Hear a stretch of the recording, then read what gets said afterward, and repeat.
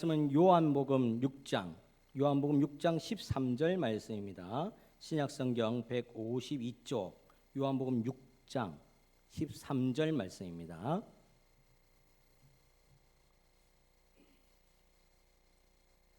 요한복음 6장 13절 말씀 함께 봉독합니다.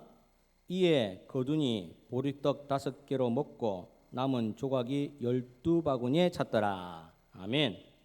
할렐루야. 이 오후 시간에도 하나님의 말씀을 통해서 풍요로운 은혜가 있기를 간절히 축원합니다. 오늘 설교의 제목은 행복한 식탁입니다. 밥상머리.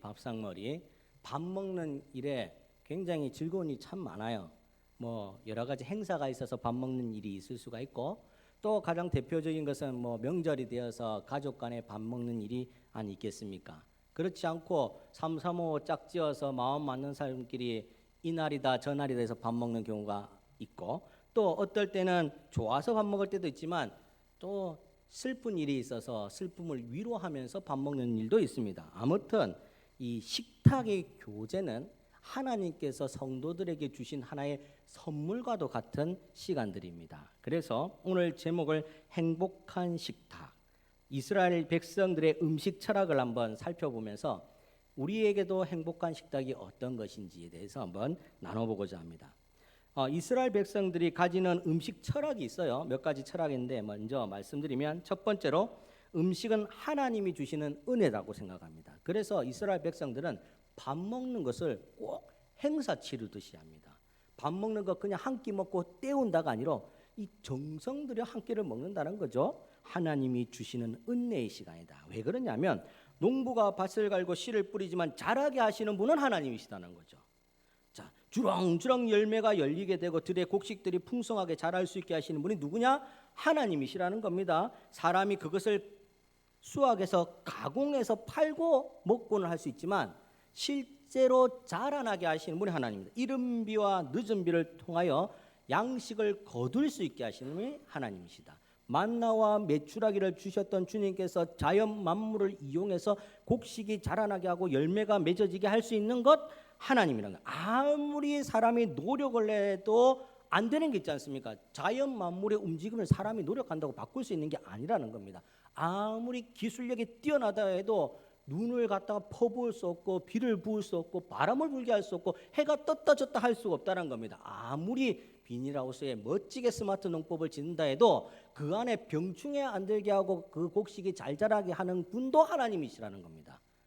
씨를 뿌리고 노력할 수는 있으나 거두게 하시는 분이 하나님입니다. 그래서 만나라고 이야기를 해주신 거죠. 광야 40년 생활 동안 제가 오늘도 주일학교 학생들하고 중고등부 학생들에게 이 설교를 했는데, 광야 40년 생활 동안 이스라엘 백성들이 허구헌날 원망과 하나님 앞에 불평을 하는데 그 중에 하나가 밥 달라고 하는 거예요. 밥 달라고. 못 먹어서 뭐가 붙은 것도 아닌데 계속 가는 곳마다 밥 주세요, 밥 주세요, 물 주세요, 물 주세요, 고기 주세요, 고기 주세요. 물론 의식주가 생활에 반드시 필요합니다. 하나님 앞에 일용할 양식 달라고 기도해야 됩니다. 그런데 지금 이스라엘 백성들은 그런 마음으로 기도한 게 아니라 불평과 원망을 섞어서 기도하는 거죠. 왜 그렇습니까? 아니 가만히 놔두면 이집트에서 노예 생활하지만 배불리 먹을 수는 있는데 왜 끄집고 데리고 내려와서 나를 이렇게 생고생을 시키고 광야길에서 줄여 죽게 하는도다, 이러면서 원망과 불평불만을 하는 겁니다. 우리가 일용할 양식 달라는 것은 우리가 하나님 앞에 풍성한 것은 아니지만 은혜를 누리면서 먹고 살고 행복하게 건강하게 살기 위해서 일용할 양식을 달라는 거지, 오늘 이스라엘 백성은 그런 마음이 아니라는 겁니다. 늘 주시는 일용할 양식이 있었음에도 불구하고 때를 따라 돕는 은혜가 있었음에도 불구하고 금방 전의 것을 잊어버리고 불평불만을 하는 겁니다. 그때에 하나님께서 만나를 내려주시는 겁니다. 그때에 이스라엘 백성들이 히브리어로 만나 이렇게 외쳤다는 거죠. 만나의 뜻이 히브리어로 이게 도대체 무엇이냐, 웬 떡이냐 이 말입니다. 하늘에서 비같이 만나가 내리니까 이게 웬 떡이냐, 웬 은혜냐, 웬 은혜냐라고 합니다. 그 떡이, 그 먹을 것이 우리가 노력한다고 주어졌겠습니까? 아니라는 거죠. 그래서 늘 만나를 생각할 때마다, 우리가 일용할 양식을 먹을 때마다 이거 주시는 분이 하나님이시구나. 먹고 마시고 하는 것이 하나님의 은혜입니다. 그러니 이스라엘 백성들이 이 만나를 체험한, 메추라기를 체험한 백성들이 자꾸 후대에 알려주는 것이 무엇입니까? 음식 먹을 때에 이것을 하나님의 은혜라고 생각해라. 내가 지금 너에게 사주는 거지만 이것은 하나님께서 주시는 거라고 생각해라. 이렇게 가르쳐 주니까 이스라엘 백성들은 항상 음식을 먹을 때 주님께서 주시는 은혜입니다. 은혜입니다. 그렇게 해서 감사 기도를 할 수밖에 없다는 겁니다. 자, 둘째로 이스라엘 백성들은 음식 먹는 시간이 생명을 연장하는 시간이라고 가르치고 생각합니다. 밥을 먹는 것이 내 생명을 연장하는 겁니다. 뭐 오늘 한 끼 안 먹어도 사실은 굶어 죽지 않아요. 어떤 분들은 3일씩 금식해도 배는 고플지 모르지만 그걸로 인해 몸이 축나거나 뭐 크게 이상 생기지는 않습니다. 어떤 분들은 40일 금식하는 분도 생기는데 일주일 고작 굶었다고 해서 어떻게 되느냐? 그런 의미로 생명을 연장하는 것이 아니라 오늘 음식, 야채든 과일이든 고기를 먹을 때마다 이것들이 어떻게 우리가 먹습니까? 익혀 먹고 찢어 먹고 볶아 먹고 삶아 먹고 구워 먹지 않습니까? 즉 이것들이 죽어야지 우리가 먹을 수 있는 겁니다. 식물을 꺾어서 생명을 죽여야지 우리가 먹는 거지 않습니까? 대파 뿌리가 있는데 대파를 꺾어서 죽여야지 우리가 먹는 거 아니겠습니까? 치킨을 먹어도 닭이 죽어야지 우리가 먹는 거 아니겠습니까?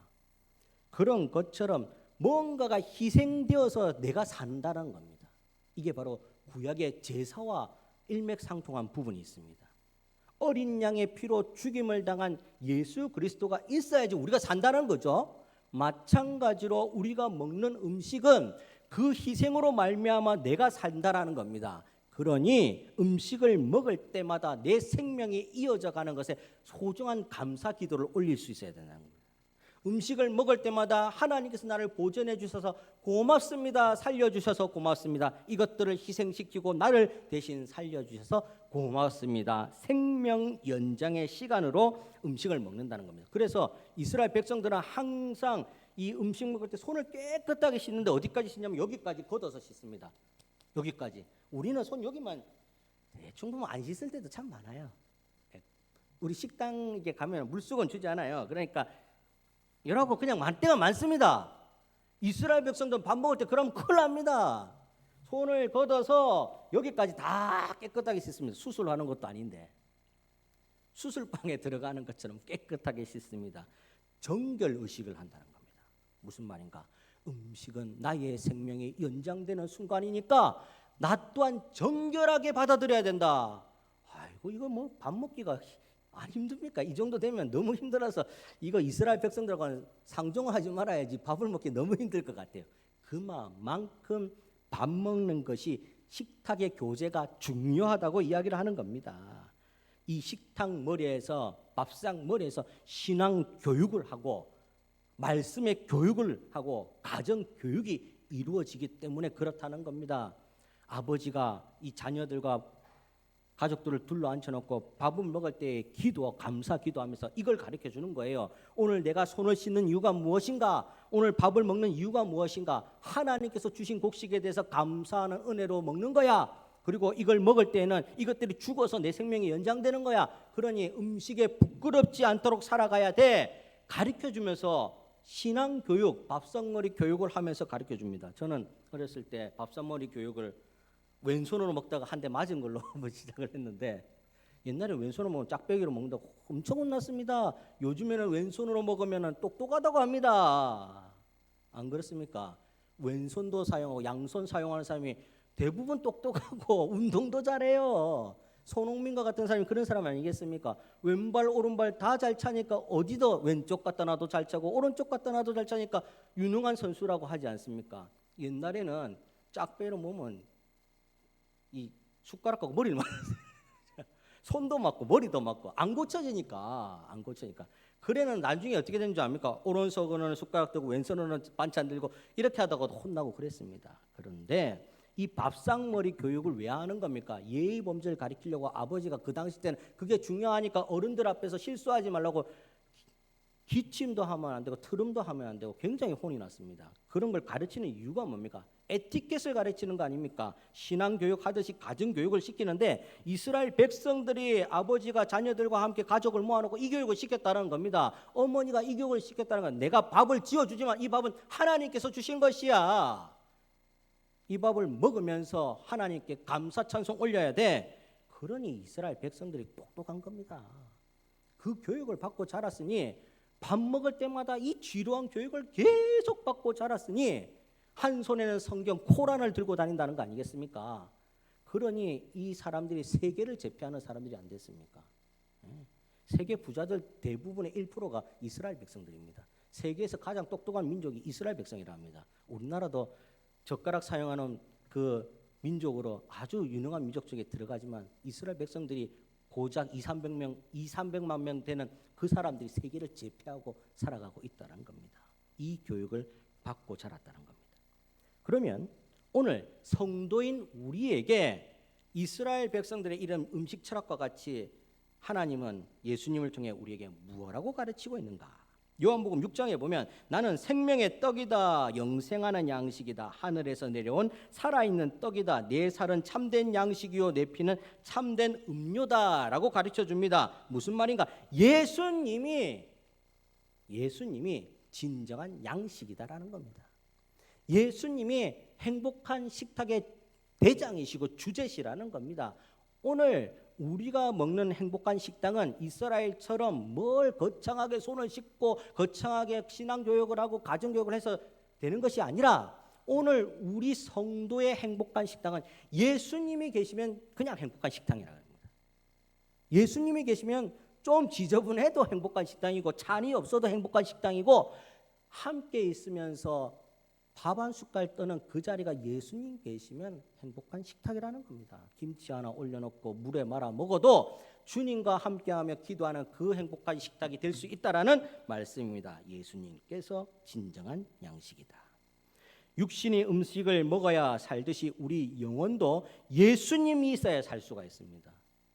육신 백날 천날 잘 살아봤자 그 연수가 강건하면 성경에는 80이라 되어 있습니다. 그런데 아무리 우리가 강건한들 일생을 영원토록 살아갈 수가 없는데 영원한 천국 가야 되는데 어떻게 갈 수 있는가? 예수님이 있어야지 갈 수 있다는 거예요. 그래서 영의 양식, 생명의 양식, 예수님과 함께 있어야 됨을 믿으시길 바랍니다. 음식을 어떻게 먹어야 되는가? 누구와 먹어야 되는가? 무엇을 먹어야 되는가? 굉장히 중요합니다. 처음에 우리가 무엇을 위해 먹을 것인가 고민해야 되죠. 이건 육적인 식사를 말합니다. 내가 만일 음식을 탐하는 자이거든 내 목에 칼을 둘 것이라. 잠언 23장 2절 말씀인데 어떻게 먹어야 되는가? 육적으로 어떻게 먹고 살아야지 바른 성도의 삶인가를 이야기합니다. 무슨 말인가 하면 탐식을 가지고 탐욕적으로 먹으면 안 된다라는 겁니다. 자, 현대인의 질병, 이 스트레스 때문이라고 이야기합니다. 현대인의 질병이 대부분이 병원 가면 스트레스가 많아서 그렇습니다. 그래서 건강검진에 스트레스 이 지수를 측정하는 게 있습니다. 요즘에는 스마트워치에도 스트레스가 측정됩니다. 여기에서 딱 버튼 하나만 누르면 내 스트레스가 100 중에 얼마인지를 알 수 있답니다. 그런데 그게 뭐 얼마나 정확하겠습니까? 한 개도 없대요. 언제는 나는 스트레스가 있는 것 같은데 한 개도 없대요. 그러면 진짜 없는 겁니까? 아니죠. 그런데 이 스트레스만큼 중요한 게 뭐냐? 음식 문화라는 겁니다. 음식 문화. 병원에서 또 뭐라 말합니까? 음식 잘 조절해서 드셔야 됩니다. 끄떡하면 감기면 따뜻한 물 먹으랍니다. 그 말은 저도 하겠습니다. 따뜻한 물 드세요. 따뜻한 물 드세요. 음식 잘 가려 드세요. 싱겁게 드시고 짜지 않게 드세요. 맛이 없어서 그렇죠. 맛이 없어서 그렇죠. 음식 잘 먹으라고 이야기합니다. 왜 그렇습니까? 패스트푸드, 빠른 음식 문화. 서양 가갖고 여행 가면은 이 외국인들이 우리나라를 더 잘 알아요. 빨리. 우리나라 아무 말도 안 했는데 빨리 합니다. 자기들. 패스트 문화가 우리를 이렇게 만들었다는 패스트푸드 음식이 그렇다는 겁니다. 자, 그러면 패스트푸드 음식을 먹으면 살이 찌죠. 살이 찌면 스트레스 쌓이죠. 힘들죠. 그러니 운동해서 살 빼려고 하니까 돈 들죠. 돈 들고 안 빠지니 또 스트레스 쌓이죠. 빠지고 나니까 요요 행사에서 또 먹죠. 먹고 나면 또 스트레스 쌓이죠. 매번 똑같은 음식 문화 속에 악순환 된다는 겁니다. 그러니 어떻게 먹느냐가 중요하다고 가르칩니다. 잠언에서는. 그래서 탐식, 탐욕, 적당하게 먹고 너무 빨리빨리 하고 이런 게 좋은 것이 아니다라고 구체적으로 가르쳐 주는 겁니다. 행복한 식탁, 건강한 식탁 되려면 내가 어떻게 먹는지가 중요하다는 겁니다. 둘째로 행복한 식탁, 건강한 식탁은 누구와 함께 먹는 것이 중요합니다.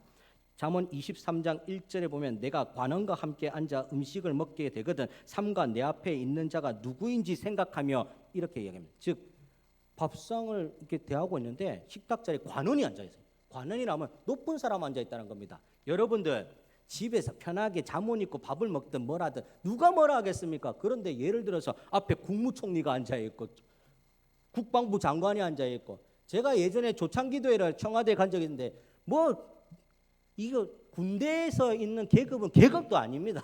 계급도 아닙니다. 그 전부 다 뭐 별로 따지서 장관, 뭐 툭 치면 서기관도 쪼그리고 이러고 있어야 됩니다. 장관이 있으니까. 대통령 나오니까 전부 다 굽신내고 있습니다. 거기서는 목사가 제일 좋더라고요, 보니까. 조창기도회니까 목사님 하니까 일단은 제가 제일 좋더라고요, 따라가니까. 그런데 그 간원 앞에서는 어떻게 식사합니까? 예의, 범절을 잘 갖추고 누가 되지 않고 하나님 앞에 또 바르게 먹으려고 애를 쓴다는 겁니다. 그러니 이 말씀이 무엇인가? 항상 내 앞에 존대할 만한 사람이 있다라고 생각하고 항상 높은 사람이 있다 생각하고 밥 먹을 때에도 항상 예의를 갖추고 항상 조심해서 먹어야 될 필요가 있다라는 겁니다. 누구와 먹느냐는 우리가 만나는 사람마다 다 틀릴 수 있으나 먹을 때에도 항상 상대를 배려하고 아끼고 사랑하고 존대하면서 먹을 수 있어야지 고급진 성도다라고 이야기를 하는 겁니다. 사랑하는 여러분. 셋째는 이 음식의 성격이 무엇이냐는 겁니다. 음식의 성격이 무엇이냐는 것은 영적인 원리를 이야기합니다. 악한 음식을 만들었느냐 아니면 선한 음식이냐가 중요하다는 거죠. 악한 마음으로 베푼 음식이냐 아니면 선한 마음으로 베푼 음식이냐. 우리가 선한 마음으로 베푼 음식들을 많이 먹어야 된다는 겁니다. 예를 들어 이런 게 있습니다. 로비를 하려고 하는 로비를. 잠언 23장 1절 3절 이 내용을 읽어보면 나쁜 목적으로 만난다는 겁니다. 이 사람한테 잘 보이고자 밥을 사고 이 사람에게 뭘 청탁하고자 밥을 사고 이런 의도 자체가 목적 자체가 잘못되었기 때문에 백날 첫날 거기서 고급진 음식 몇십만 원짜리 음식을 먹는들 살로 가고 피로 안 간다라는 말씀입니다. 행복한 식탁이 될 수 없다라는 겁니다. 그래서 영적으로 항상 깨어 있는 사람이 되어야 되죠. 그래야지 나도 음식을 베풀 때 좋은 음식을 베풀 수가 있고 상대도 그런 사람들과 만나서 어울릴 수가 있는 겁니다. 우리 자녀들한테 이래만 가서 나쁜 친구들하고 어울리지 마라. 나쁜 친구 사귀지 마라. 걔가 나쁜 친구인지 좋은 친구인지 어찌 압니까? 이제 학교 가고 어린이들이 어떻게 압니까? 부모들 압니까? 부모는 압니까? 부모님은 딱 보면 뭐 쟤는 나쁜 친구다 이렇게 압니까? 없어요. 그럴 수가 없습니다. 영적으로 맑은 사람, 영적으로 내 자신이 무장되어 있지 않으면 세상을 가려서 분별할 수가 없다라는 말씀입니다. 그러니 행복한 식탁 무엇을 위해 먹을까? 항상 영적으로 나도 준비가 돼야 되고 준비된 마음으로 임해야지 음란하거나 아니면 아주 악하거나 이런 음식의 자리에 내가 거하지 않는다는 겁니다. 사랑하는 여러분, 오늘 행복한 식당 이 잠언 23장의 전체적인 말씀에 보면 이런 말씀이 있습니다. 23장 7절입니다. 대저 그 마음의 생각이 어떠하면 그 위인도 그러한즉 내가 네게 먹고 마시라 할지라도 그의 마음은 너와 함께 있지 아니하리라. 아무리 좋은 음식이 진수성찬처럼 있다 할지라도 우리의 준비된 마음 그리고 상대와 함께하는 그 식탁의 어떠한지에 따라서 우리가 정말 좋은 것을 먹었느냐 영적으로 유익이 되느냐는 다 차이가 난다라는 겁니다. 23장 8절에 그래서 내가 조금 먹은 것도 토하겠고 먹지 말아야 할 것을 먹었으니 토하게 된다라는 말씀입니다. 사랑하는 여러분, 행복한 식탁이 건강의 비결입니다. 행복한 식탁이 성도들의 바른 식탁 문화입니다. 김치 하나를 놓고 먹더라도 이것을 먹으면서 하나님께 감사하고 또 그 김치와 함께 부족하지만 나눠 먹는 사람과 행복한 담소를 나누고 서로를 위할 줄 알고 기도하고 이런 모임으로 인해서 만든 식탁은 피가 되고 살이 되고 내 영육간에 보약이 될 줄 믿습니다. 그런데 조금이라도 거리낌이 있거나 조금이라도 악한 마음이 속에 있거나 조금이라도 안 좋은 것이 있다면 진수성찬 갖다 놔도 밥 먹는 시간 내내 행복하지 않습니다. 그것은 피가 되고 살이 될 수가 없음을 기억하시고 오늘 행복한 식탁, 성도들이 정말 누려야 될 그 식탁을 받아 누리는 저와 여러분이 되기를 간절히 축원합니다. 기도하겠습니다. 거룩하신 주님 감사합니다. 우리 모두가 건강하고 행복하며 주의 은혜 누릴 수 있는 행복한 식탁이 되게 하여 주옵소서. 감사합니다. 예수님의 이름으로 기도드립니다. 아멘.